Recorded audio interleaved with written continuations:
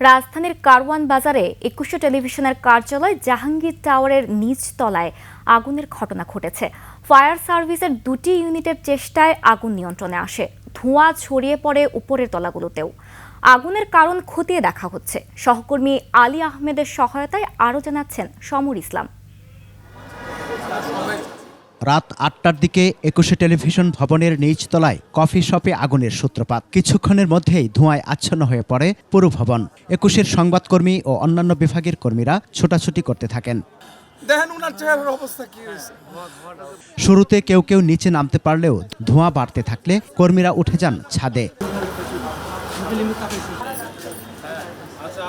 আগুনটা লাগার পর আমরা কিছু দেখতেছিলাম না, একদম ধোঁয়াতে পুরোপুরি ভরে গেছে। ওই সময় আমরা উপস্থিত ছিলাম, তখন আমাদের ড্রাইভার যারা ছিলেন, ড্রাইভাররা আপনার আগুন নিবানোর নিয়ন্ত্রণ করে, কিন্তু ওই সময় নিয়ন্ত্রণ করা যাচ্ছিল না। খবর পেয়ে ছুটে আসে ফায়ার সার্ভিসের 2টি ইউনিট। প্রায় আধা ঘন্টার চেষ্টায় নিয়ন্ত্রণে আসে আগুন।